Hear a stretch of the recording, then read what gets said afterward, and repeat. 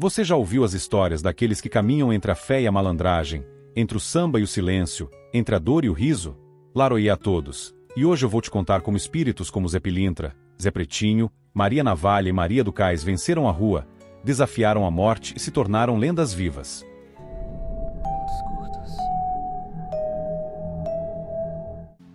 Era uma noite escura e chuvosa na Lapa, Rio de Janeiro, no início do século XX.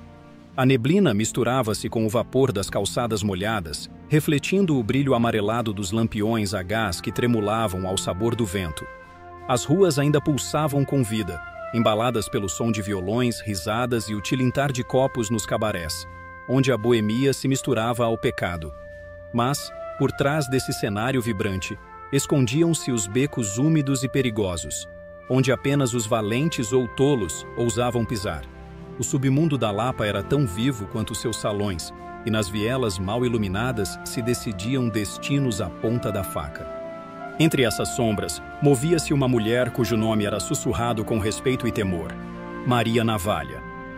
Não era uma dama como as outras que frequentavam os salões, tampouco uma vítima do destino. Era uma força da natureza, moldada pelas ruas e endurecida pelas batalhas que travara. Sua presença impunha respeito, seu olhar afiado como a lâmina que carregava sempre consigo. Diziam que sua navalha já havia decidido o futuro de muitos homens e que seu nome era lembrado não apenas nas mesas de jogo e nos bares de má reputação, mas também nos relatos temerosos dos que haviam cruzado seu caminho. Para Maria, a Lapa não era apenas um refúgio, mas um campo de batalha, onde cada noite poderia ser a última e cada conquista precisava ser defendida com sangue, coragem e um toque de destino. Maria nasceu em um ambiente difícil, onde aprendeu cedo que a vida não perdoa os fracos. Sua infância foi marcada por noites de medo, pelo som de garrafas quebrando e pela dor das cicatrizes invisíveis que carregava na alma. Seu pai, um homem violento e alcoólatra, era uma sombra constante de brutalidade dentro de casa. Um fantasma cuja fúria recaía sobre Maria e sua mãe sem aviso ou piedade. A cada noite, o cheiro forte de cachaça se misturava ao temor de mais uma explosão de ódio. Mas Maria, em vez de se render, decidiu lutar. A dor que poderia tê-la esmagado tornou-se seu açoite, sua forja. Aos 14 anos, fugiu de casa sem olhar para trás, com o coração ardendo de promessas silenciosas. Nunca mais seria fraca. Nunca mais dependeria de ninguém. As ruas da Lapa a receberam como recebem todos os desesperados, com desafios impiedosos e oportunidades para os que soubessem agarrá-las. Encontrou refúgio nos bordéis, onde aprendeu que a vida ali era tão dura quanto as pedras das calçadas gastas pelos passos apressados da noite. Mas Maria não era uma garota qualquer. Seu olhar afiado e sua postura firme logo chamaram atenção. Não era só beleza que a destacava, mas uma inteligência fria, uma astúcia que a fazia enxergar além do brilho fugaz do prazer e da degradação ao seu redor. Aprendeu rápido a ler pessoas, a se esquivar de perigos e a usar cada situação a seu favor. Em um mundo onde muitos eram consumidos pela vida, Maria decidira ser aquela que consumia. Nos bordéis, Maria não era apenas mais uma entre tantas mulheres que tentavam sobreviver à dureza da vida noturna. Ela se tornou uma figura de autoridade, alguém cuja presença impunha respeito. Conquistou a confiança das outras mulheres ao mostrar que não tolerava abusos e sempre estava pronta para defender as suas com unhas e dentes, ou melhor, com lâmina e sangue, se fosse necessário. Entre os malandros, ganhou espaço por sua inteligência afiada, sua capacidade de negociar e sua frieza em momentos de tensão. Até mesmo os cafetões, acostumados a dobrar qualquer uma à sua vontade, sabiam que Maria não era uma peça no jogo deles, mas sim alguém que ditava suas próprias regras. Era conhecida por sua lealdade inquebrantável àqueles que considerava aliados, mas também pela impiedade com que tratava qualquer um que ousasse traí-la. Quem tentava enganá-la descobria tarde demais que seu sorriso sedutor escondia uma lâmina afiada, sempre pronta para ensinar uma lição inesquecível. Foi assim que ganhou o apelido de Maria Navalha, não apenas por carregar sempre uma lâmina bem escondida entre as vestes, mas porque ninguém que cruzava seu caminho saía ileso. Cada golpe que desferia, fosse com palavras ou com aço, deixava marcas profundas, cicatrizes que serviam de aviso para os que achavam que poderiam subestimá-la. Seu nome tornou-se sinônimo de perigo, mas também de justiça para aqueles que precisavam. No submundo da Lapa, onde a lei era frágil e os fortes ditavam as regras, Maria Navalha se tornou um nome sussurrado, tanto com medo quanto com esperança. Para as mulheres que viviam à mercê da crueldade de cafetões e clientes violentos, ela era um escudo. Sabia que não poderia mudar o mundo, mas dentro de seu território, ninguém seria maltratado sem consequências. As prostitutas que antes viviam apenas fugindo agora, tinham a quem recorrer. Se alguém tocasse em uma delas sem consentimento, Maria fazia questão de ensinar uma lição inesquecível. E, geralmente, sua navalha era a professora. Os homens da Lapa, especialmente os malandros e jogadores, aprenderam rápido que trair sua confiança era um erro fatal. Quem tentava enganá-la ou se aproveitava da sua generosidade, pagava caro, muitas vezes com marcas que levavam para o túmulo. Com o tempo, Maria construiu sua própria rede de aliados. Mulheres que lhe deviam favores, malandros que respeitavam seu jogo e até alguns policiais que preferiam fechar os olhos para suas ações a tê-la como inimiga. Tornou-se uma figura respeitada, alguém cuja palavra valia mais do que qualquer contrato. Mas foi então que sua vida tomou um rumo inesperado. Um encontro, um desafio ou talvez uma traição. Algo que mudaria tudo estava prestes a acontecer. E Maria, tão acostumada a controlar o próprio destino, perceberia que até mesmo a lâmina mais afiada pode encontrar um obstáculo que não pode cortar.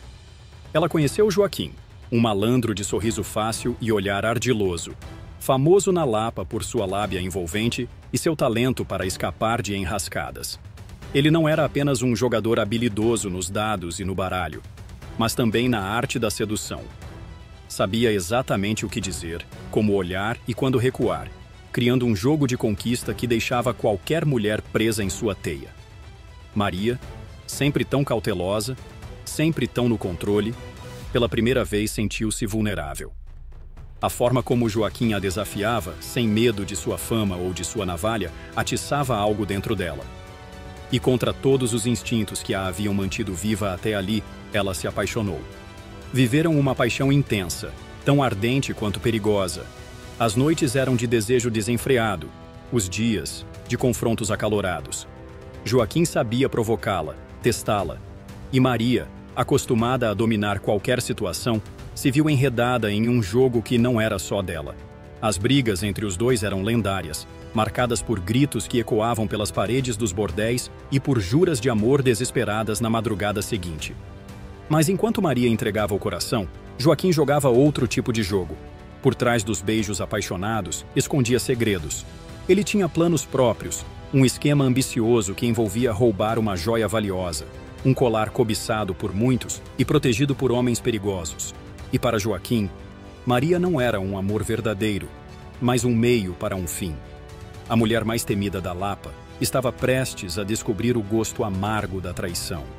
Certa noite, enquanto Maria dormia profundamente, entregue à ilusão de um amor que julgava verdadeiro, Joaquim mostrou sua verdadeira face. Movendo-se com a destreza de um ladrão experiente, esvaziou os bolsos dela, levou suas economias escondidas sob as tábuas do assoalho e, por fim, tomou aquilo que mais lhe interessava, a joia valiosa que tanto cobiçava. Antes de partir, olhou para Maria por um instante, talvez com um resquício de culpa, ou talvez apenas para gravar na memória a imagem da mulher que enganara tão bem. Então, sem um som, desapareceu na escuridão da noite, levando consigo não apenas ouro e prata, mas também todas as promessas vazias que havia sussurrado ao ouvido dela. Quando Maria despertou, sentiu de imediato que algo estava errado. O silêncio ao seu redor parecia mais pesado do que o normal. Ao perceber o que havia acontecido, sua respiração falhou por um instante, mas logo deu lugar a uma fúria silenciosa.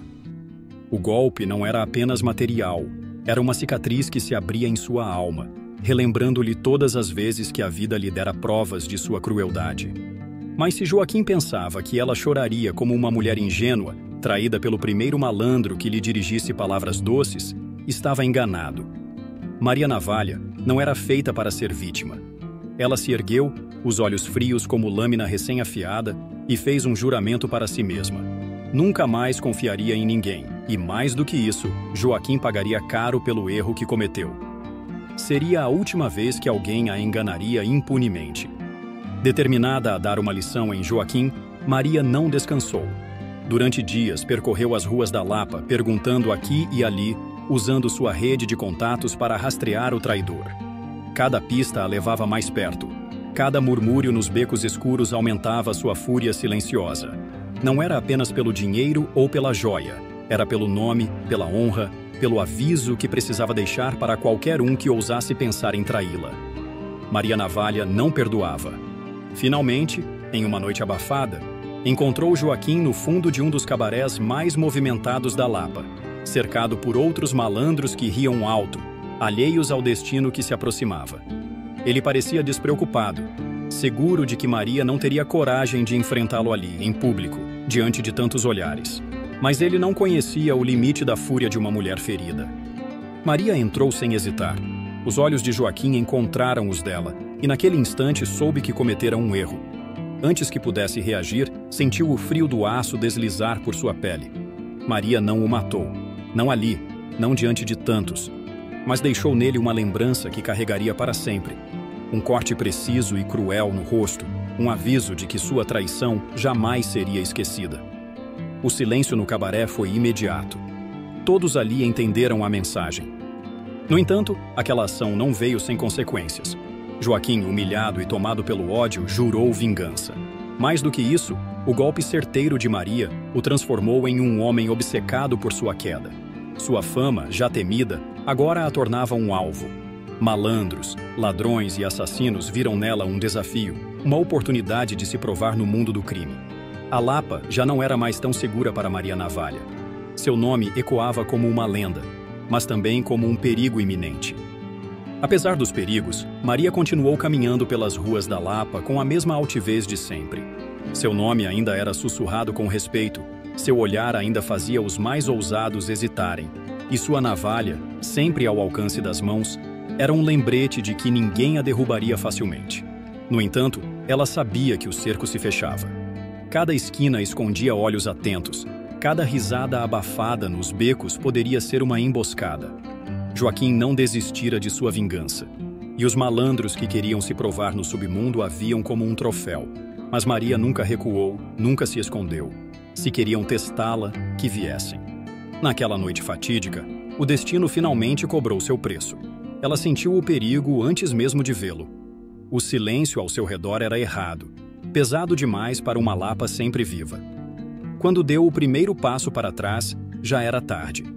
Sombras emergiram dos becos, rostos semicobertos pelo breu, olhos brilhando com a promessa de sangue. Eram muitos, mais do que ela poderia enfrentar sozinha. Mas Maria não conhecia o medo. Com a fúria de quem nunca se deixou subjugar, lutou como uma tempestade.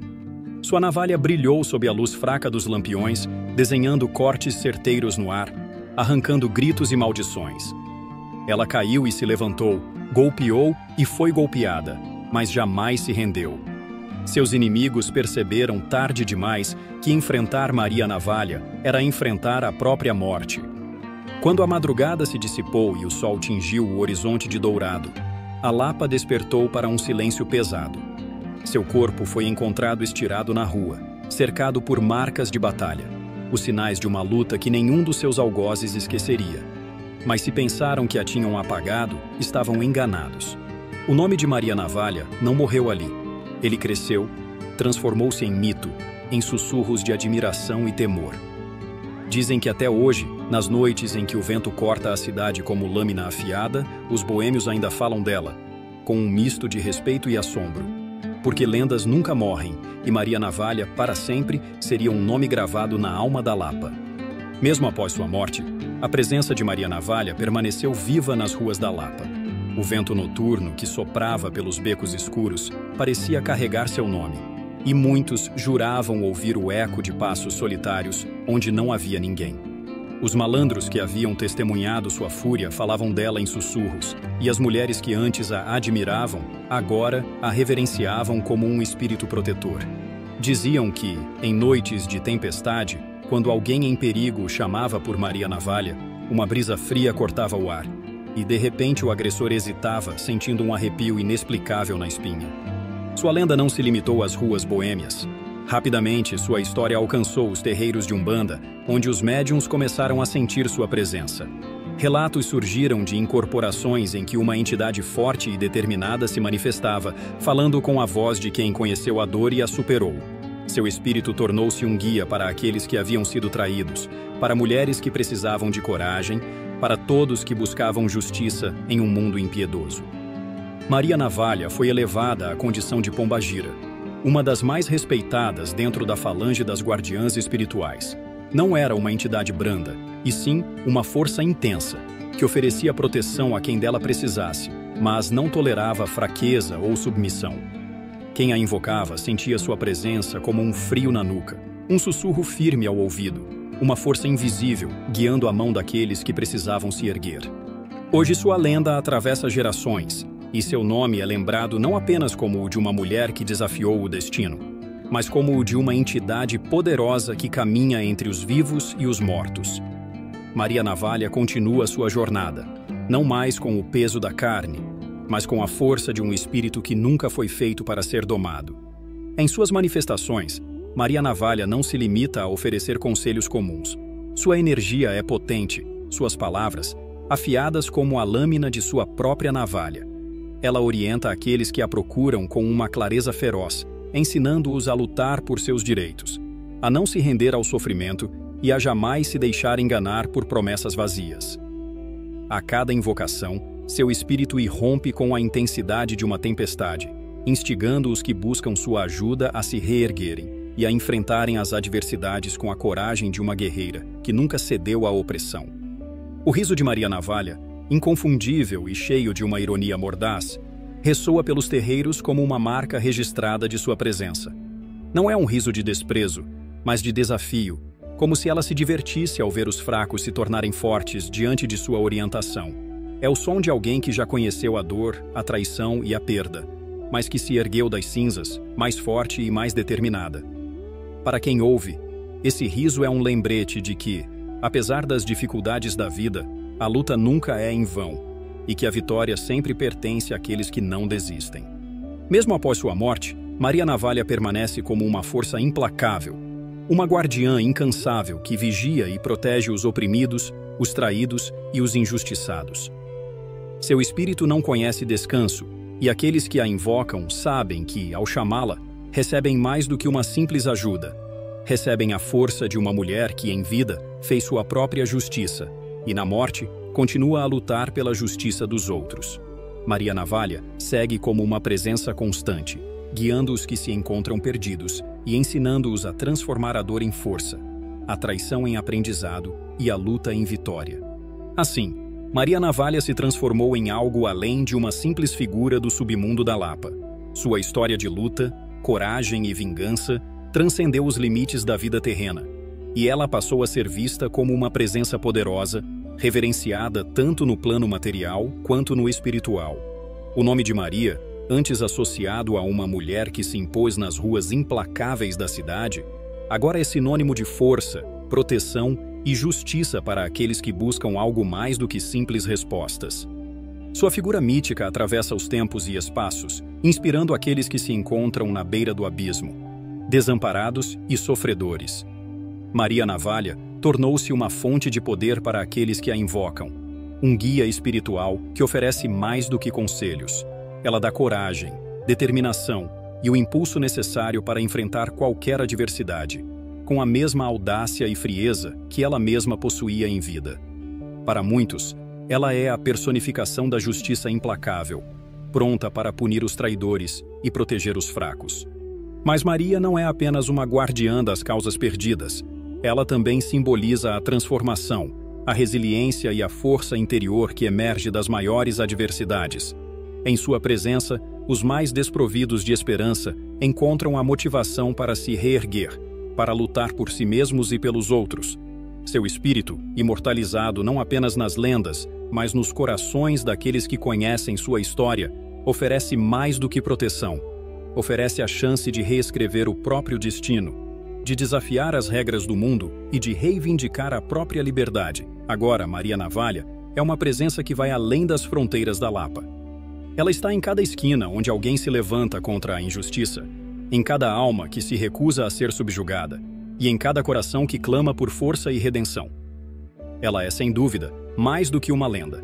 É uma entidade que, tanto na Terra quanto no plano espiritual, continua a inspirar, proteger e, acima de tudo, lutar ao lado daqueles que precisam de sua ajuda. E se você ainda não é membro do canal, torne-se agora e tenha benefícios exclusivos como vídeos extras, emojis exclusivos das entidades e selos personalizados ao lado do seu nome.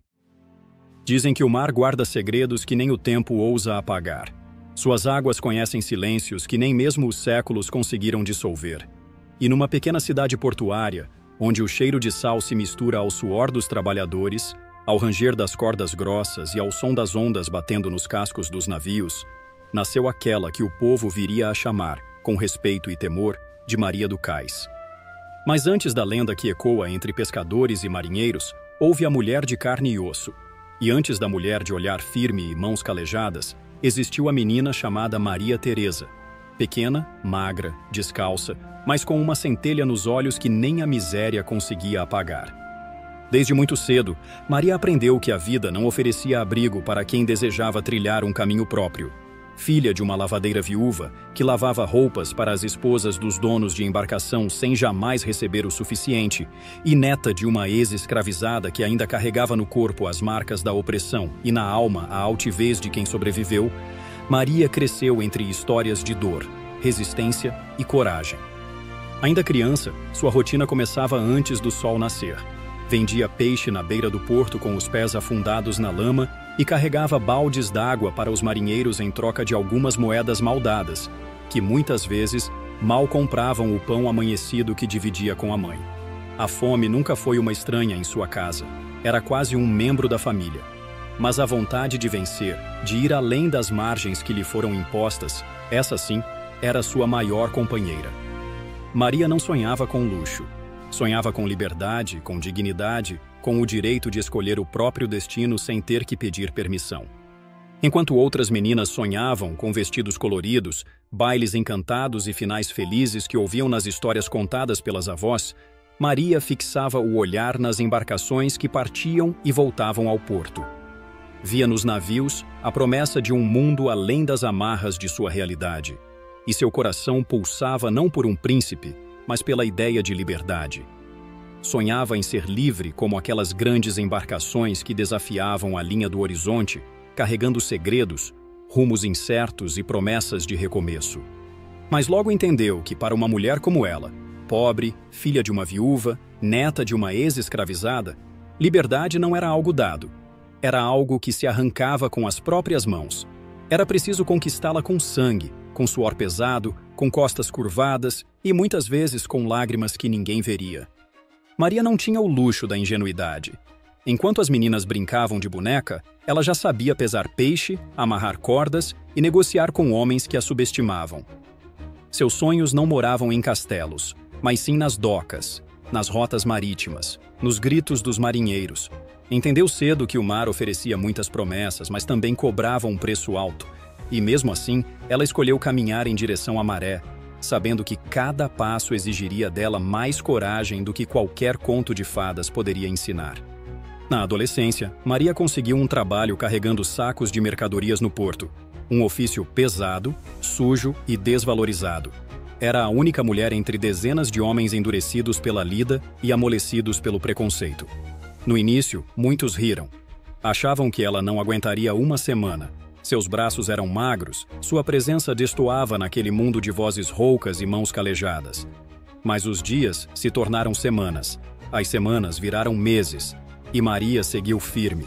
Suas mãos criaram calos que pareciam escudos.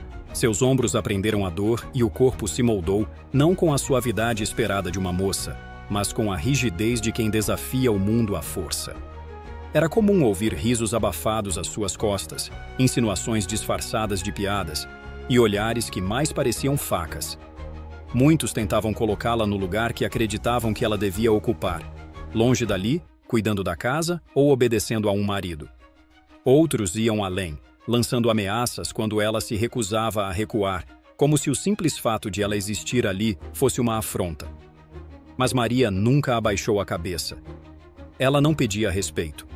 Ela exigia, com a altivez de uma rainha e a teimosia de uma rocha. Sua postura era firme, os ombros retos mesmo sob o peso da carga, e o olhar direto como uma lança. A navalha que carregava à cintura não era apenas uma arma, era um símbolo, uma extensão da própria alma, da mulher que se recusava a ser domada. Sua presença se tornava inconfundível no porto, e incômoda para muitos, porque Maria não era apenas uma mulher forte fisicamente, era a encarnação viva da coragem de quem todos os dias enfrentava não apenas o peso das mercadorias, mas o peso muito mais cruel de um mundo que insistia em dizer não para mulheres como ela. E mesmo ouvindo tantos nãos, Maria continuava dizendo sim para si mesma. Mas Maria também tinha um coração. E como todo coração que pulsa, ele conheceu o amor, ou ao menos o que parecia ser amor. Foi num entardecer de verão, quando os ventos traziam cheiros de mares distantes, que ela cruzou o olhar com um marinheiro forasteiro. Diferente dos homens rudes do cais, ele tinha um jeito manso de falar, palavras doces como rum e olhos que diziam ter visto o mundo inteiro. Falava de horizontes, de liberdade, de uma vida além daquelas docas sujas e do suor diário. Pela primeira vez, Maria sentiu que talvez, só talvez, não precisasse lutar sozinha. Apaixonou-se, perdidamente. Deixou que ele adentrasse o seu mundo, compartilhou memórias, risos, feridas e sonhos. A cada noite, os dois se encontravam sob a luz da lua, e ele prometia levá-la para longe dali. Falava de uma casa num vilarejo costeiro, de pescarias tranquilas e manhãs sem medo. Maria acreditou. Não porque fosse ingênua, mas porque queria, precisava, acreditar que o amor também podia ser um porto seguro. Abriu-se, entregou-se, confiou. Pela primeira vez, abaixou as defesas e deixou a esperança florescer no peito. Mas o encanto se quebrou numa madrugada fria e chuvosa. Enquanto os trovões se misturavam ao ranger dos mastros no vento, ele partiu, sem avisar, sem olhar para trás. Levou consigo o pouco dinheiro que ela havia guardado com tanto esforço e deixou apenas uma carta, manchada de água, talvez lágrimas, talvez chuva, cheia de promessas que nunca seriam cumpridas. A dor da traição não foi apenas pela perda do homem, mas por ter se permitido sonhar com uma vida que não existia. Naquela noite, algo dentro de Maria morreu, e algo nasceu. Nunca mais se permitiu amar, não porque tivesse medo do amor, mas porque entendeu que sua liberdade valia mais do que qualquer romance pintado com palavras bonitas. O coração que antes se abria como uma flor ao sol, agora se tornava pedra firme, muralha de proteção. E se algum dia voltasse a amar, seria a si mesma, com toda a força, com toda a lealdade, com toda a entrega que ninguém jamais conseguiu oferecer. A fama de Maria do Cais se consolidou de vez numa noite escura, pesada como presságio, quando um homem tentou forçá-la num beco estreito entre os galpões abandonados do porto. Ele era grande, sujo de bebida e arrogância, e andava como se o mundo lhe devesse obediência. Naquela noite, achou que podia tomar com as mãos o que jamais lhe fora oferecido com o coração.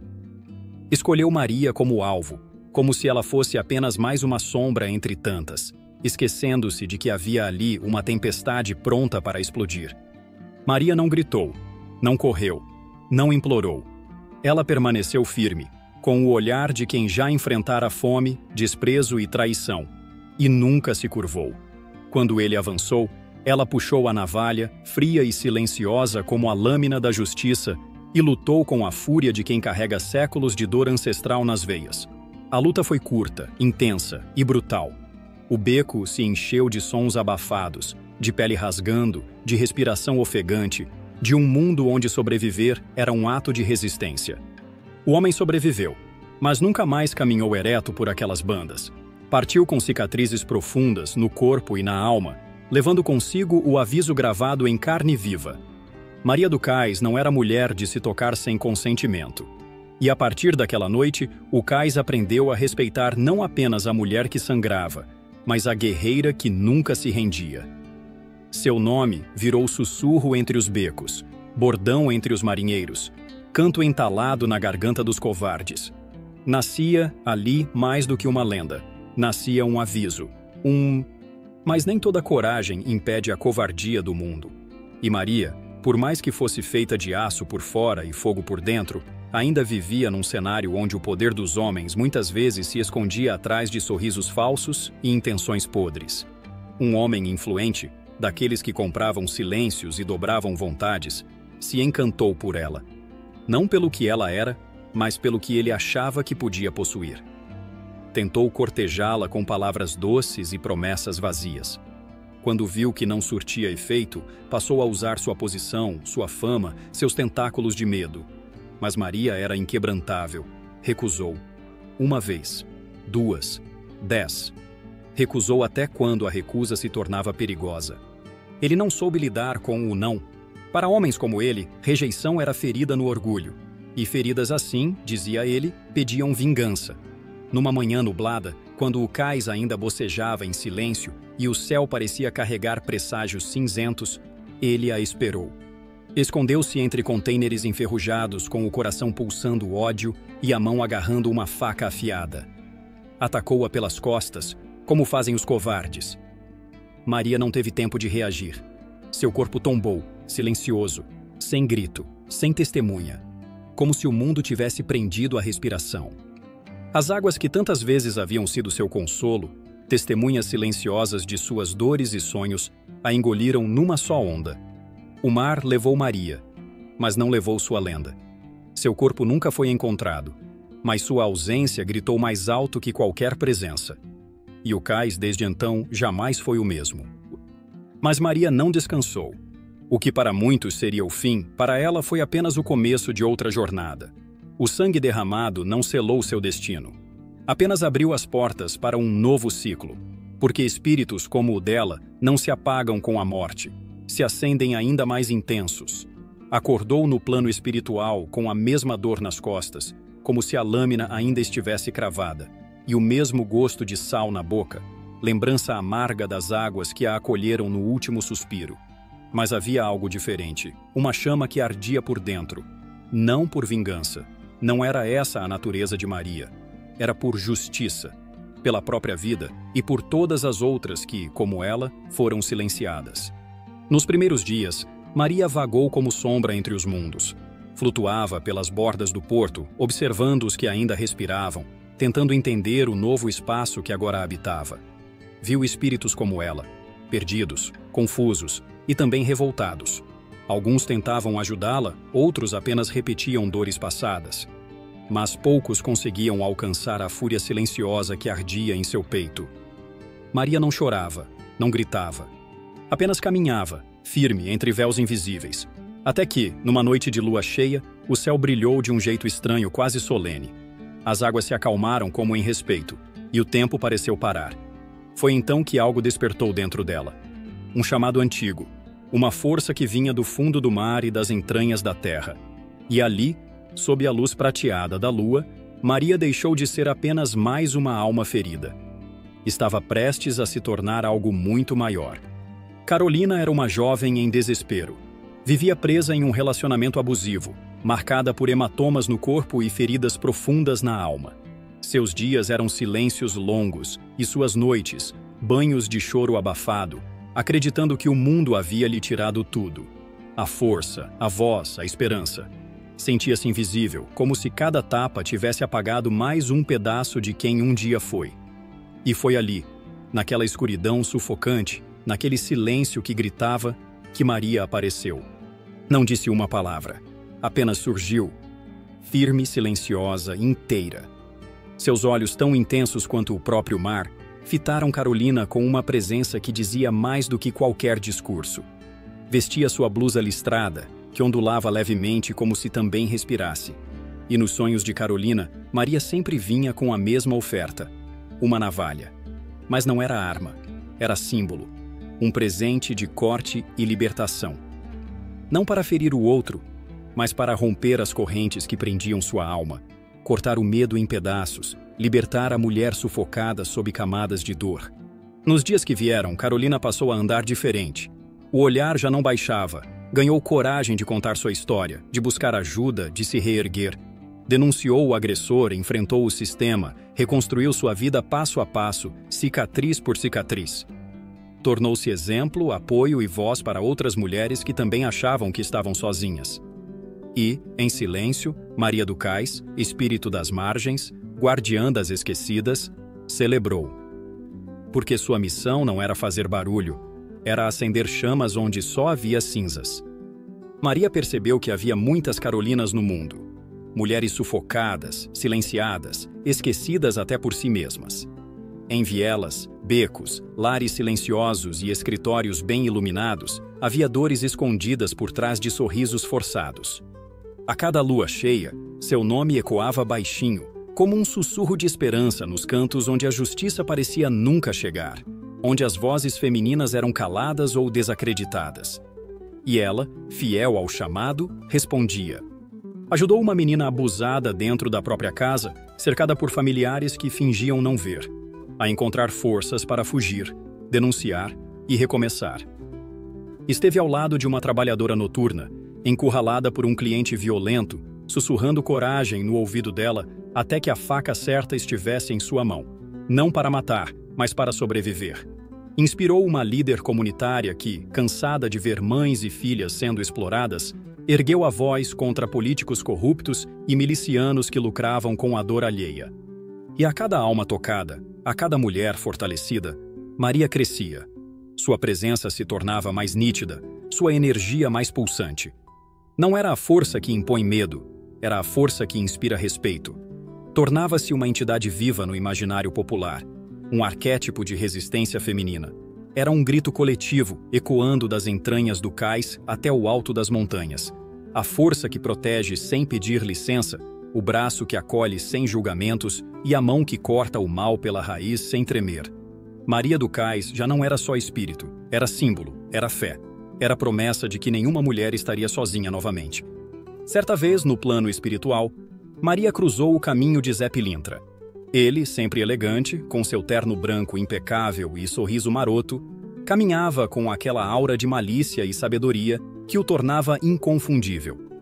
Curioso, ele se aproximou dela, tentando entender os contornos da alma da mulher que se erguera como um símbolo de resistência. De forma descontraída, mas com um olhar penetrante, perguntou: "E se a dor te endureceu demais, Maria? O que resta de ti quando o sofrimento já não mais te dói, mas te transforma em pedra?" Maria olhou-o com firmeza, mas também com uma suavidade que só quem passou por tantas batalhas pode possuir. Ela não hesitou. "Foi a dor que me ensinou a ser firme, Zé, mas é o amor que me impede de ser pedra. A dor me construiu, mas o amor, em sua forma mais pura, me manteve humana." Zé sorriu, como se tivesse finalmente compreendido o que realmente a movia. Sua malícia se dissolveu na sabedoria do encontro, e ele percebeu que, apesar das diferenças de estilo, havia algo que os unia. Desde então, passaram a dividir missões, cada um à sua maneira, com sua essência própria, ele com a malandragem astuta e a sabedoria das ruas, ela com sua firmeza inabalável e a justiça que não se curvava diante de nada. E quando a situação exigia, Maria não hesitava em colocar a navalha na cintura, pronta para cortar qualquer mal que surgisse, com a precisão de quem soubera o que é sobreviver a tudo. Hoje Maria do Cais é chamada por muitas.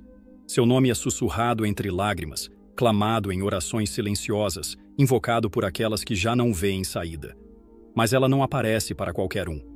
Seu espírito não responde a caprichos nem curiosidades, apenas a dor verdadeira, a alma dilacerada que busca se reconstruir. Ela não promete milagres fáceis, nem soluções imediatas.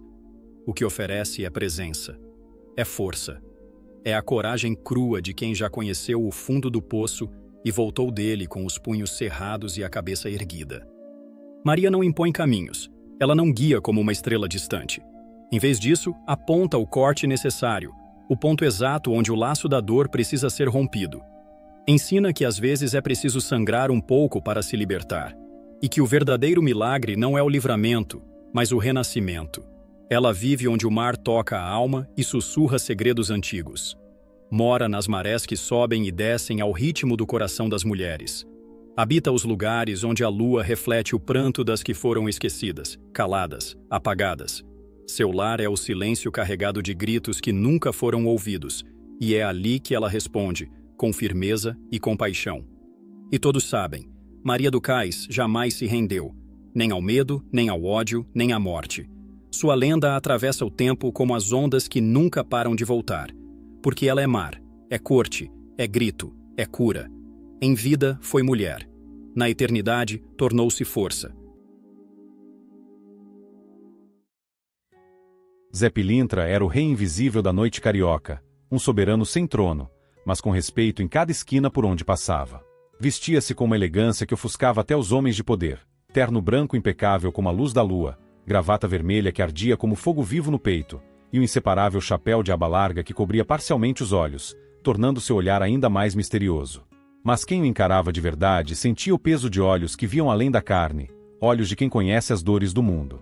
Na cintura, uma navalha bem escondida, não como ameaça, mas como lembrança. Zé andava com a sorte ao lado, e o azar na mão para quem vacilasse.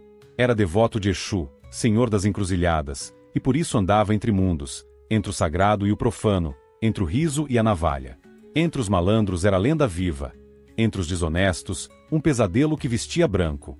Ria com liberdade, falava com sabedoria, dançava com as palavras e atravessava vielas como quem flerta com o destino a cada passo. Mas até reis das ruas colecionam desafetos, e quanto mais luz um homem carrega, mais sombras ele atrai. E no mundo dos malandros, onde a honra se mistura com o vício, a inveja não se veste de inimigo, se disfarça de irmão. Zé Pilintra confiava em poucos, mas nesses poucos ele apostava a própria alma. 4 malandros andavam sempre ao seu lado, parceiros de copo, de riso e de quebrada. Homens que ele tirou da sarjeta, dividiu o prato e protegeu quando o mundo virava as costas.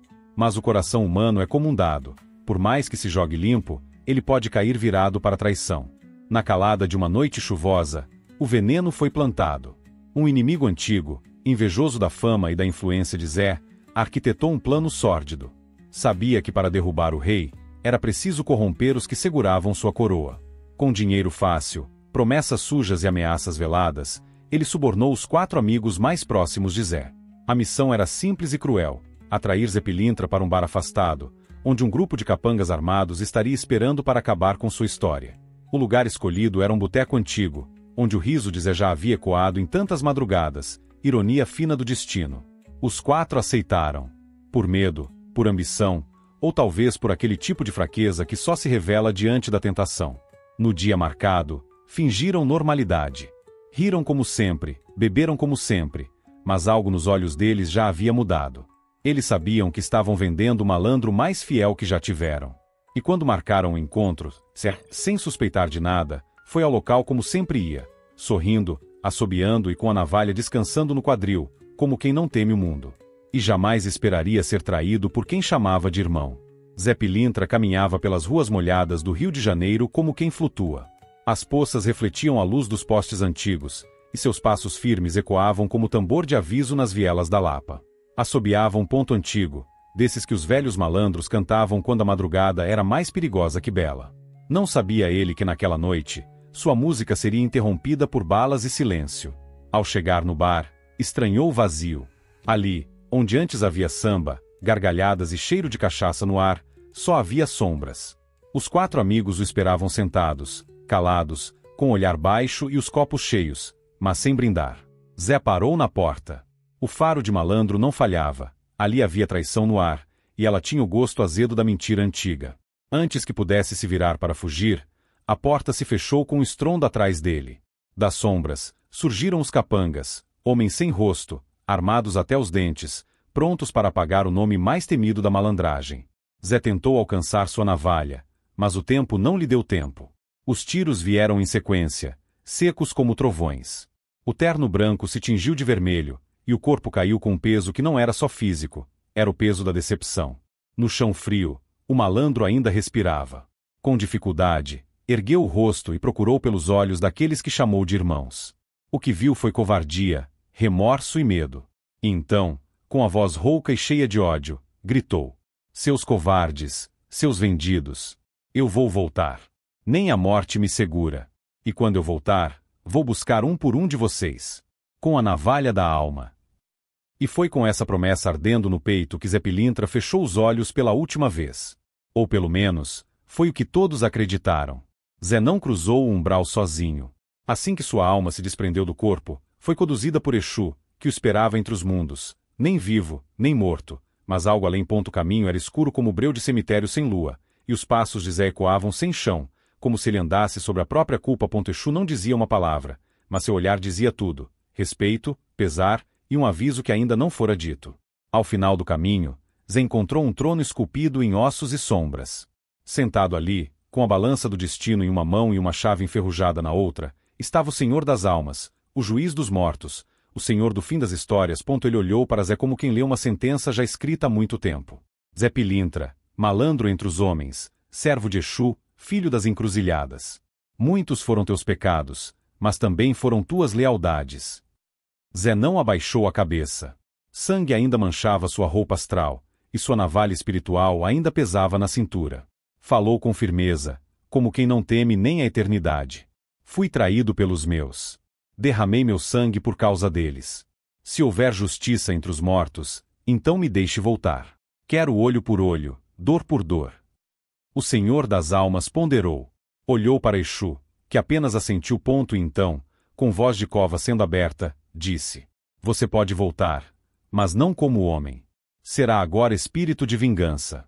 Nada além dos que te traíram poderá sentir sua presença. E quando terminar, voltará para mim. Zé sorriu pela primeira vez desde que morreu.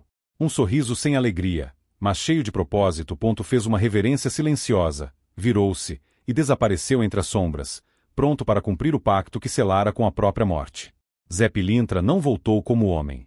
Voltou como algo maior, ou pior. Seu corpo, antes vivo e dançante, agora era sombra com forma. Trajava o mesmo terno branco, mas ele já não refletia a luz, sugava. A gravata vermelha parecia pulsar como se tivesse coração próprio. Os olhos, antes malandros e vivos, agora eram brasas vermelhas, acesas pela fúria e pela promessa de vingança. Ele caminhava pelas ruas como um fantasma que escolhe ser visto. Não por todos, apenas por aqueles marcados. Aqueles que tinham traído. Aqueles que ele viera buscar. E quando surgia, não vinha com festa nem risada, vinha com o silêncio da navalha sendo sacada no escuro. Zé podia estar em todos os cantos e em canto nenhum. Podia atravessar paredes, sumir na fumaça dos cigarros ou surgir do reflexo de um copo de cachaça. Era sombra e era fogo. Era Exu feito carne de novo, mas carne sem alma. E sua missão era clara como lâmina, justiça com gosto de vingança. Quando os traidores dormiam, Zé sussurrava antigos pontos em seus ouvidos. Quando caminhavam pelas ruas vazias, sentiam calafrios. E quando ousavam esquecer, Zé os fazia lembrar, com susto, com corte, com dor.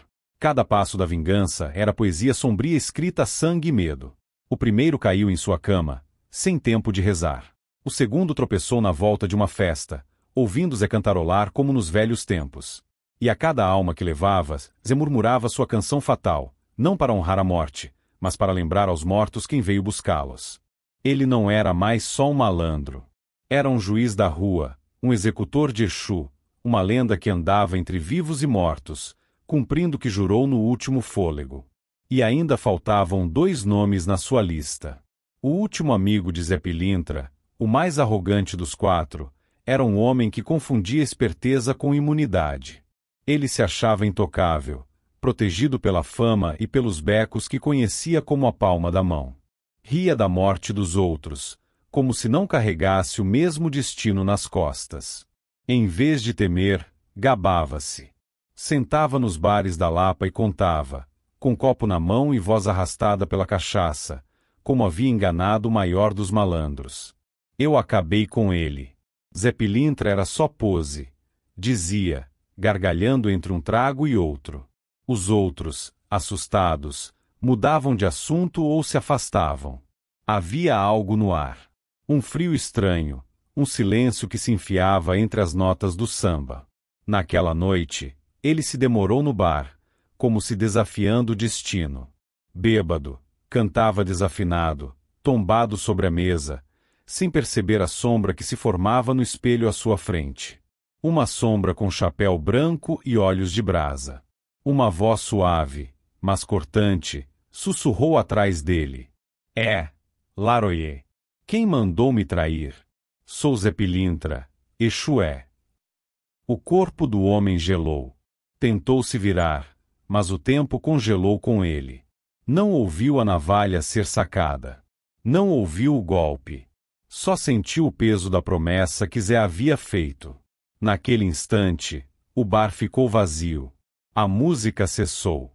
E quando o vento soprou pela porta entreaberta, só ficou o eco de uma canção antiga e uma cadeira vazia, manchada de sangue. Zé Pilintra cumprirá sua vingança.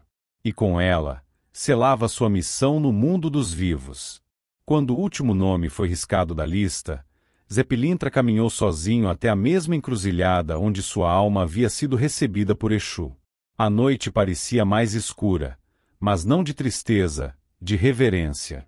As árvores silenciaram, os ventos cessaram, e até os cachorros dos becos recuaram. Era a despedida do espírito que fez da dor sua força, e da lealdade sua espada. Lá estava Exu, novamente, com o olhar de quem já sabia o fim da história. Zé não disse nada. Apenas retirou o chapéu, como quem agradece ao palco depois do último ato, e deixou que a fumaça das velas apagadas envolvesse seu corpo etéreo. No reino das almas, o Senhor do Fim já o aguardava.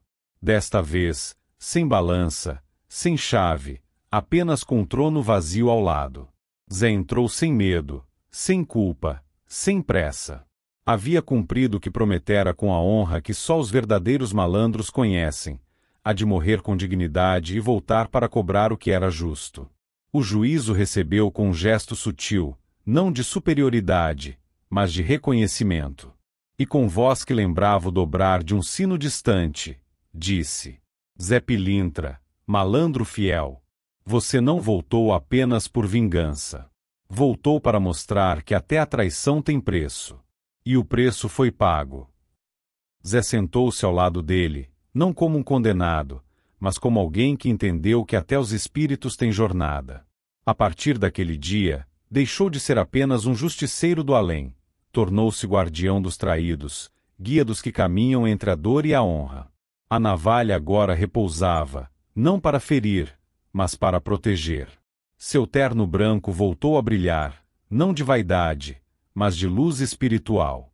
E assim, Zé Pilintra retornou ao mundo espiritual não como alma perdida, mas como entidade respeitada. Um Exu feito de carne, sombra e promessa cumprida. E toda vez que alguém é enganado, traído ou deixado para morrer, é dele que se ouve o primeiro assobio na esquina. Porque Zé não foi embora. Ele apenas subiu de posto. Agora, mais do que malandro, agora, lenda eterna. Hoje, Zé Pilintra caminha entre os vivos como um guardião invisível das ruas, dos bares, das encruzilhadas e dos corações partidos. Ele não é mais apenas o espírito da vingança, é também um malandro sábio que ouve as preces dos humildes, que protege os justos e que ensina com sorriso e tapa quem se perde pelo caminho. Presente em terreiros de Umbanda e na fé dos que acreditam no poder dos que não se ajoelham para maldades, ele se tornou símbolo de resistência, de elegância espiritual e de justiça que vem sem precisar de tribunal. Onde houver um injustiçado pedindo ajuda, uma mulher em perigo, um jovem à beira do crime ou um velho solitário com saudade do tempo bom, lá estará Zé, nem sempre visível, mas sempre atento, com a navalha na cintura e a palavra certa na ponta da língua. Ele é malandro, é Exu, é guia. E enquanto houver noite, música e fés, Zé Pilintra viverá no compasso entre o sagrado e o mundano, entre a gargalhada e a oração. A história de Zé Pretinho começa há muito tempo, nas vastas e impiedosas fazendas do Brasil escravocrata, onde a liberdade era um sonho distante e a dignidade humana era constantemente pisoteada pelos interesses dos senhores de engenho. Nascido dentro de uma senzala de barro e madeira, cercado por gritos de sofrimento e cantos tristes entoados pelos mais velhos, ele veio ao mundo em meio à dor, à opressão e à desesperança que marcavam o destino de tantos africanos e seus descendentes arrancados à força de suas raízes. Seu primeiro choro se confundiu com o estalo de um chicote ao longe, como se o próprio mundo quisesse anunciar a dureza do caminho que ele teria pela frente. Desde o primeiro suspiro, sua vida foi marcada por correntes pesadas, por castigos cruéis e pelas longas jornadas de trabalho nos canaviais e plantações, sob o sol escaldante que queimava a pele e enfraquecia o corpo, mas que nunca conseguiu apagar o brilho de sua alma. Contudo, ao contrário de muitos outros que, esmagados pela crueldade da escravidão, acabavam perdendo toda a esperança, Zé Pretinho carregava dentro de si uma força interior rara, quase sobrenatural. Ainda menino, com o corpo franzino e os pés descalços cortados pelas pedras do terreiro, ele já demonstrava uma coragem que inspirava os mais velhos e deixava os feitores inquietos. Seus olhos profundos e atentos não expressavam apenas dor. Havia neles uma centelha de resistência, uma chama que nunca se apagava. Era como se, mesmo sem entender ainda o mundo à sua volta, ele já carregasse dentro de si a semente de uma missão maior, algo que escapava à compreensão dos que estavam ao seu redor, mas que todos na senzala sentiam de alguma forma. As outras crianças o seguiam instintivamente, e até os anciãos o escutavam com atenção quando falava, como se percebessem que aquele menino era diferente. Sua mãe, chamada Dandara pelos companheiros de senzala, era uma mulher de espírito forte e sabedoria ancestral, vinda diretamente das terras africanas, onde fora iniciada nos segredos da espiritualidade desde muito jovem. Mesmo acorrentada, ela nunca se curvou, e sua fé era o alicerce de todos à sua volta. Foi ela quem transmitiu a Zé Pretinho os primeiros ensinamentos sobre a resistência que não se faz apenas com os braços, mas com o espírito. Dandara ensinava que, apesar da escravidão do corpo, a alma permanecia intocável e que essa liberdade invisível era mais poderosa do que qualquer grilhão. Ela contava histórias de orixás, de ancestrais guerreiros, e dizia que o sangue que corria nas veias de seu filho era o mesmo dos reis que outrora governaram terras de abundância e sabedoria. Para ela, Zé Pretinho não era apenas seu filho, era um emissário da força ancestral, um símbolo vivo de que, mesmo em meio ao inferno da escravidão, ainda era possível sonhar com liberdade e justiça. Desde muito cedo, Zé Pretinho passou a entender que sua vida não se resumia ao que os senhores de escravos lhe impunham com correntes, ameaças e violência. Por trás do açoite e das ordens gritadas, ele percebia que existia algo maior, algo que transcendia o sofrimento físico e os limites daquele mundo opressor. As palavras de sua mãe ecoavam em sua mente como um cântico sagrado. Eles podem prender seu corpo, meu filho, mas jamais alcançarão sua alma. Foi assim que ele começou a desenvolver uma percepção aguçada da realidade, compreendendo que, mesmo nas trevas mais profundas, havia frestas por onde a luz da liberdade podia entrar. À noite, deitado no chão frio da senzala, ele olhava para o céu estrelado e sentia que havia algo além das cercas da fazenda, um destino que o chamava e que o conectava a uma força ancestral maior do que qualquer senhor de engenho. Zé Pretinho cresceu forte, rápido e astuto. Seu corpo endureceu com o peso dos sacos de café e das enxadas, mas foi sua mente que mais se fortaleceu. Ele observava em silêncio, com olhar atento, os movimentos dos capatazes, os horários dos guardas e os descuidos dos feitores. Cada informação era um fragmento de estratégia. Ele estudava os padrões e sabia exatamente quando os castigos eram mais severos, quando os escravizados estavam mais vulneráveis e quando a resistência podia florescer. Apesar da pouca idade, já havia liderado pequenos atos de insubordinação dentro da senzala.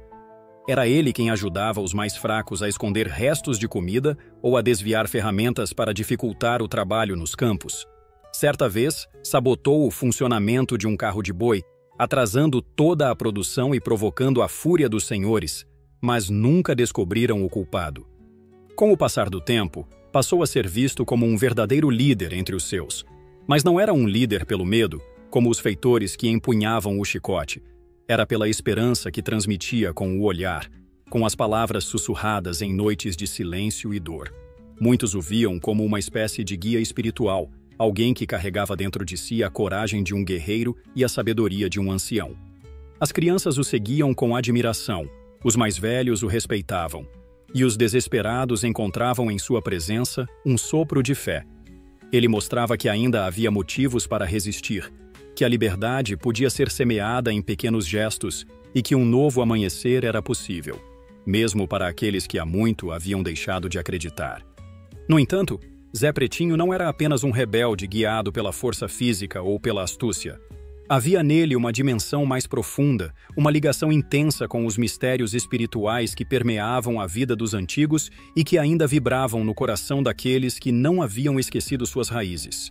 Desde cedo, ele sentia que existia algo sagrado que o guiava, uma presença invisível que o acompanhava em cada passo, mesmo nos dias mais escuros. Em segredo, longe dos olhos dos feitores e dos capatazes, conduzia rituais silenciosos nas noites em que a lua brilhava sobre as águas do rio. Ali, entre o som dos grilos e o murmúrio da correnteza, ele ajoelhava-se e rezava com devoção para os ancestrais e para os orixás, pedindo proteção, sabedoria e força para seguir lutando. Era um momento de conexão profunda, onde o peso do mundo parecia suspenso por alguns instantes. Esses rituais não eram apenas práticas de fé, eram atos de resistência, de afirmação de identidade, de preservação de um legado que os senhores tentavam apagar com ferro e fogo. Antes de partir deste mundo, sua mãe havia lhe transmitido esse conhecimento com todo cuidado, como quem passa adiante uma chama sagrada. Ela lhe ensinou a ouvir o vento, a entender os sinais da terra, a respeitar o fogo e a buscar a pureza das águas. Com o tempo, Zé Pretinho aprendeu a utilizar esses elementos não apenas como oferendas, mas como fontes de equilíbrio e poder espiritual. Sob sua orientação, os companheiros de senzala também passaram a participar desses encontros ocultos. Em meio à escuridão e ao medo, aqueles breves momentos de comunhão se tornavam respiros de esperança e fé. O canto dos atabaques improvisados, o sussurro das preces e o brilho das velas escondidas criavam um santuário invisível, que nenhum feitor jamais poderia destruir. Era ali, à beira do rio, que Zé Pretinho renovava sua alma e plantava nos outros a certeza de que, mesmo em cativeiro, ainda eram donos de sua ancestralidade e de seu destino. Foi durante um desses rituais, em uma noite de silêncio profundo e lua alta, que Zé Pretinho teve sua primeira grande revelação espiritual. O ar estava denso, carregado de mistério, e as águas do rio corriam com um brilho diferente, como se refletissem mais do que apenas a luz do céu. Enquanto ele entoava suas preces com os pés mergulhados na margem, sentiu um arrepio que percorreu sua espinha. Ao abrir os olhos, viu uma figura surgir lentamente das águas escuras. Era Exu, o grande mensageiro entre os mundos, o guardião das encruzilhadas, aquele que abre caminhos e desafia os limites. Sua presença era ao mesmo tempo assustadora e acolhedora, com olhos penetrantes que pareciam enxergar até o mais profundo da alma de Zé Pretinho. Exu não disse uma única palavra, mas sua energia falava alto. Um calor intenso se espalhou pelo corpo de Zé, como se o sangue estivesse sendo inflamado por um fogo antigo. Ele caiu de joelhos, tomado por uma mistura de espanto e reverência, sentindo que algo dentro dele estava mudando. Aquela não era apenas uma visão, era um chamado. Naquele instante sagrado, ele compreendeu que havia sido escolhido, que sua dor não era em vão e que seu destino ultrapassava os limites da senzala e das correntes. Exu havia vindo não apenas para mostrar um caminho, mas para selar um pacto invisível entre o mundo dos vivos e o mundo espiritual. Zé Pretinho não seria apenas mais um escravizado em busca de liberdade. Ele se tornaria um guia, um líder espiritual, um mensageiro dos orixás entre seu povo. A partir daquela noite, nada mais seria como antes. Não demorou muito para que Zé Pretinho liderasse uma tentativa ousada de fuga, algo que muitos consideravam impossível.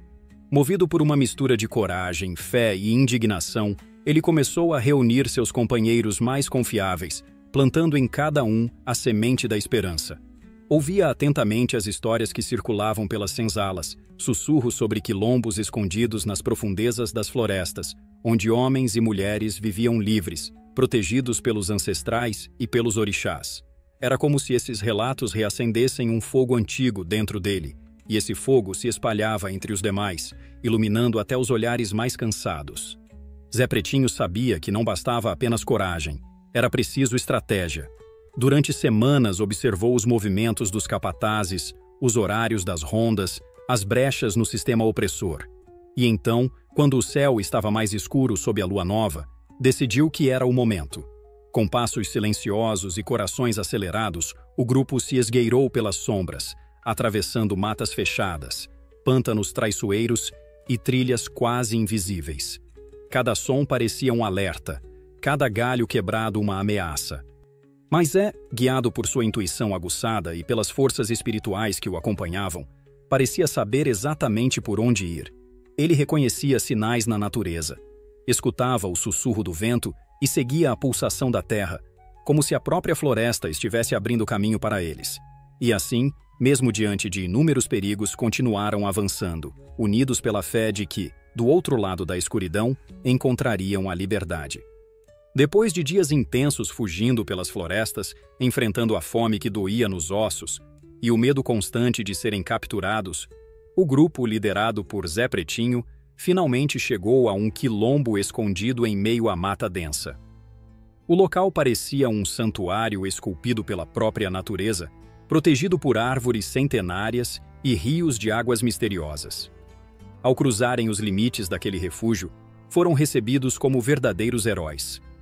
A chegada de Zé Pretinho e seus companheiros reacendeu o espírito de luta entre os quilombolas que já viviam ali, e logo sua presença se tornou símbolo de esperança e resistência. Zé Pretinho, com seu olhar firme e fala serena, rapidamente se tornou uma figura central na comunidade. Sua coragem e inteligência natural o colocaram como um líder incontestável.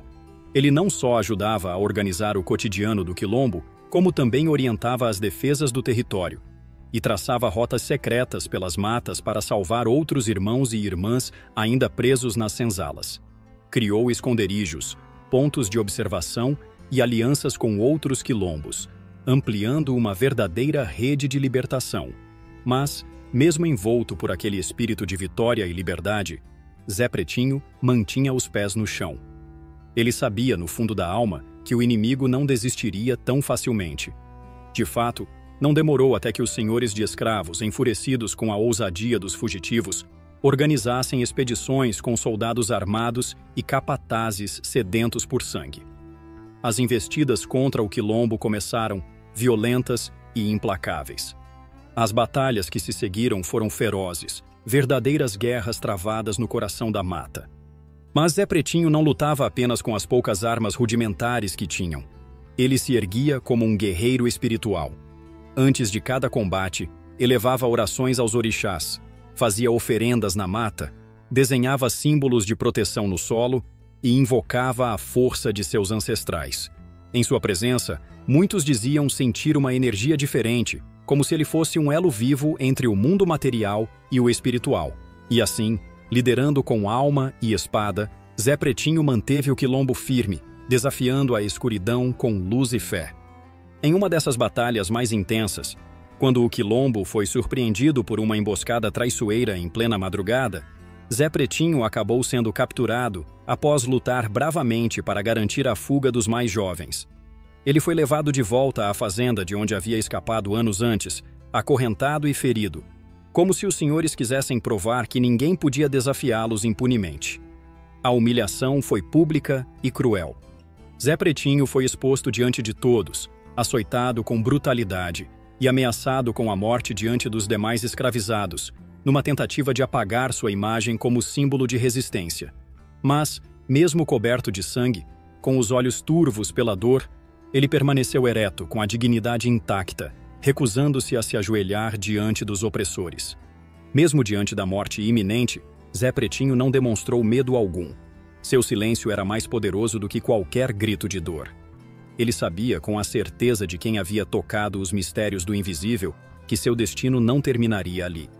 No instante em que seus algozes se preparavam para tirar-lhe a vida, ele ergueu o rosto para o céu, e então, como num sussurro entre os mundos, viu mais uma vez a figura de Exu surgir entre as sombras do entardecer. O tempo pareceu parar. Os sons desapareceram. Apenas o olhar de Exu e o coração pulsante de Zé Pretinho existiam naquele momento. Foi então que ele compreendeu, com toda a clareza, que seu corpo poderia ser destruído, mas sua alma era livre e estava sendo preparada para algo muito maior, muito além das correntes da carne. E assim, Zé Pretinho partiu desse mundo com um leve sorriso nos lábios, como quem entende o próprio propósito. Seu corpo caiu, mas sua história estava longe de terminar. Na verdade, naquele instante, ela apenas começava a ecoar entre os mundos visível e invisível. como semente lançada à terra fértil do tempo, pronta para florescer em lenda, em fé e em força espiritual. Após sua morte, Zé Pretinho foi recebido no mundo espiritual como um verdadeiro guerreiro, com honras que nem mesmo os reis da terra conhecem. Uma multidão de ancestrais o aguardava nas fronteiras entre os mundos, batendo palmas e entoando cânticos antigos em sua homenagem.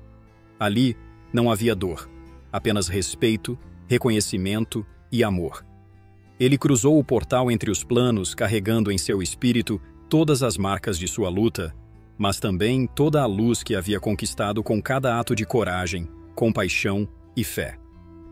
No centro desse grande encontro espiritual estava Exu, o grande guardião dos caminhos, envolto em uma energia intensa, poderosa e acolhedora. Com um olhar firme e ao mesmo tempo repleto de sabedoria, ele se aproximou de Zé Pretinho, como quem reconhece a chegada de um igual. Exu o olhou profundamente nos olhos e, com uma voz que parecia ecoar por todas as dimensões, disse: "Você sempre foi mais do que um simples homem. Desde o seu nascimento, carregava dentro de si a centelha dos guardiões. Você desafiou a dor, enfrentou a injustiça e não deixou que o ódio corrompesse sua alma. Agora você será um dos nossos, um guardião dos caminhos, um Exu."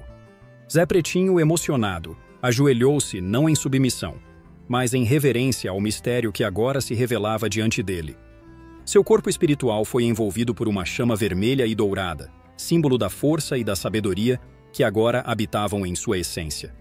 Ele foi elevado à condição de Exu com todos os ritos sagrados, tornando-se uma entidade espiritual poderosa, firme e justa.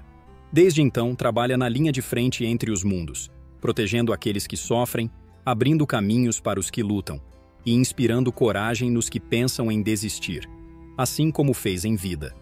Seu nome passou a ser respeitado nos terreiros, nas encruzilhadas e nos corações de todos que clamam por justiça e libertação. Agora, como Exu, ele guia aqueles que estão presos em seus próprios cativeiros, sejam eles físicos, emocionais ou espirituais. Zé Pretinho se tornou uma força que caminha ao lado dos oprimidos, dos esquecidos, daqueles que sofrem calados, sem saber para onde ir. Sua presença é sentida nas noites silenciosas, nos momentos de desespero, nas orações sussurradas por quem já não tem mais forças. Ele se manifesta em sinais sutis, em intuições salvadoras, em encontros que parecem coincidência, mas são sua mão invisível abrindo caminhos. Muitos que recorrem aos terreiros sentem sua vibração forte, determinada e acolhedora. Ele não julga, compreende. Ele não impõe, orienta. E aqueles que o chamam com fé sentem imediatamente que não estão mais sozinhos. A história de Zé Pretinho nos ensina que a luta pela liberdade não se resume apenas ao plano físico. Vai além das correntes de ferro ou das celas de concreto. Ela também se trava dentro do espírito humano, nas prisões do medo, da culpa, da desesperança. Mesmo diante das maiores adversidades, é possível encontrar força e propósito na espiritualidade e na fé. Sua vida, marcada pela dor e pela coragem, mostra que o espírito livre não se curva facilmente e que existe grande poder na resistência silenciosa, na esperança cultivada em meio ao sofrimento. Zé Pretinho nunca deixou de acreditar que, apesar de sua condição como escravo, sua alma era livre. E essa convicção foi sua maior arma contra a crueldade do mundo. Foi essa crença que o manteve de pé, que alimentou sua rebeldia, sua fé e sua missão. E foi exatamente essa força invisível, mas poderosa, que o levou a superar os maiores desafios e a alcançar sua verdadeira missão como Exu. Hoje, ele é símbolo de resistência, sabedoria e proteção. Seu nome ecoa como um lembrete de que, mesmo nas trevas, há sempre um caminho possível, e ele está lá, pronto para abrir essa estrada com sua força ancestral. Além disso, sua história reflete a importância profunda da resistência e da união diante da opressão. Zé Pretinho não lutou sozinho. Ele foi um farol que guiou outros na escuridão, uma voz que se ergueu quando todos eram forçados ao silêncio. Ele liderou companheiros cansados e feridos, organizou fugas sob o risco da morte, dividiu o pouco que tinha e ofereceu palavras de fé quando tudo parecia perdido. Inspirou homens e mulheres a acreditarem que eram mais do que escravos, que a liberdade podia ser conquistada. se não no corpo, ao menos na alma. Ele foi o elo entre os que sofriam, unindo corações em uma mesma esperança. E mesmo diante da dor mais cruel, nunca deixou de acreditar no poder da coletividade, de que a libertação verdadeira só viria com a união dos seus.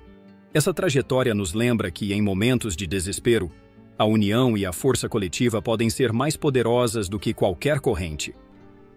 Zé Pretinho provou que um só pode acender a chama, mas é o fogo coletivo que transforma. Seu exemplo atravessa o tempo como um chamado para que jamais enfrentemos nossas batalhas sozinhos, pois a solidariedade é uma arma sagrada. Ele sabia que, quando um caía, os outros o levantavam, e que só assim, de mãos dadas, o impossível poderia ser desafiado. Zé Pretinho, como Exu, continua a ser um exemplo vivo de que a verdadeira força não reside apenas no corpo, mas na alma. Ele é mais que uma entidade espiritual. É um símbolo de superação, de luta pela justiça e de proteção àqueles que mais precisam. Seus caminhos são abertos com coragem, sua presença é sentida nos momentos de maior dor, e seu axé fortalece os corações que já pensavam em desistir. Sua história nos desafia a refletir sobre nossas próprias batalhas. Quantas vezes acreditamos que estamos derrotados, quando na verdade só precisamos lembrar da força ancestral que vive em nós? Zé Pretinho nos ensina que é possível cair e levantar, perder e continuar, sofrer e ainda assim encontrar sentido. Ele é a prova de que a alma, quando guiada pela fé e pelo propósito, pode romper qualquer prisão, visível ou invisível. E é essa mensagem que ele nos deixa, como um chamado eterno à coragem, à união e à fé. Hoje Zé Pretinho é reverenciado em terreiros de Umbanda e Candomblé, não apenas como uma poderosa figura de proteção, mas como um verdadeiro símbolo de superação, coragem e fé. Seu nome é lembrado com respeito e gratidão, principalmente por aqueles que enfrentam batalhas diárias, sejam elas físicas, emocionais ou espirituais. Ele representa a força que surge do sofrimento, a dignidade que resiste à opressão e a fé que, mesmo sob o peso da dor, se recusa a apagar. Por isso, Zé Pretinho não é apenas um Exu que abre caminhos.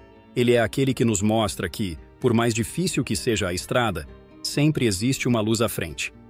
Uma luz que pode parecer distante, mas que está viva dentro de cada um de nós. Ele é o guia silencioso que caminha ao lado dos que lutam, dos que resistem, dos que não desistem, mesmo quando tudo parece perdido. Sua história é um lembrete de que nenhuma escuridão é eterna e que, com coragem e fé, podemos encontrar o nosso próprio caminho rumo à liberdade. E se você gostou dessa história, deixe seu like e se inscreva no canal para não perder nenhum conto. E se você quer ajudar o canal a trazer ainda mais histórias, você pode contribuir através do botão Valeu Demais aqui embaixo.